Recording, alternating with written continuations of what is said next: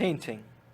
Home Advisor estimates that the cost of painting an average size room can range from $380 to $790. Something that doesn't require much thinking can be done by a robot. All that is needed is a good design, the right parts, extreme precision, and a ton of hard work.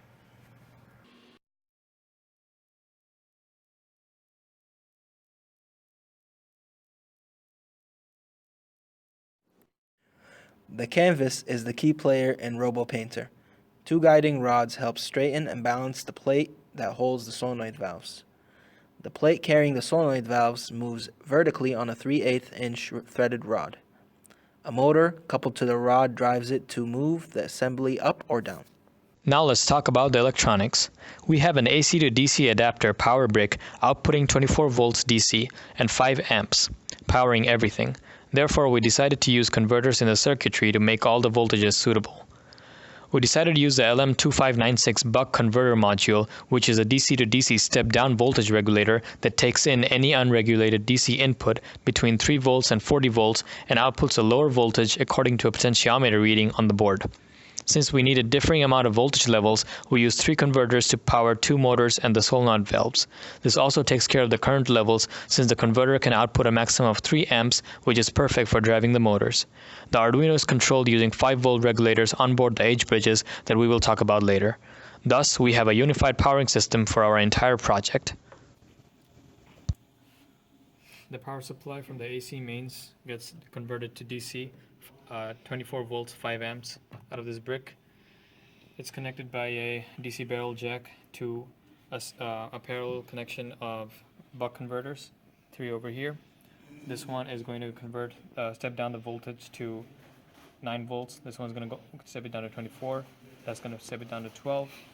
As you can see, the voltage coming out from this guy is around 24 volts. And as you can see, this buck converter outputs 9 volts. This is a Fritzing diagram of our entire circuit. As you can see, there are 2 motors, the canvas motor on the top and the base motor on the bottom. The 3 solenoid valves have been represented as motors as well. The motors are controlled via 2 H bridges connected to the Arduino. The voltage for each motor comes from the buck converters talked about previously. Here you can see the canvas motor in full action. The Arduino is programmed to make it move up and down while accelerating it and then decelerating it for a smooth rise and fall. We have tested it to go all the way up and down, and it works fine without any mechanical problems. Here is the solenoid valve circuit. It shows only one of the valves for simplicity.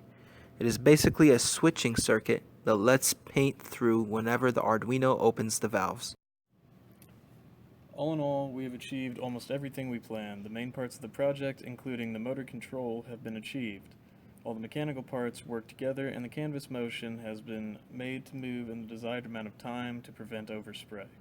The sprayer and solenoid circuit work fine, the threaded rod spins straight in place, the entire robot is very stable and no major jerking or toppling has been noticed. We implemented ultrasonic sensors on our robot to stop it when somebody interrupts its movement and also to measure how far the canvas platform has gone.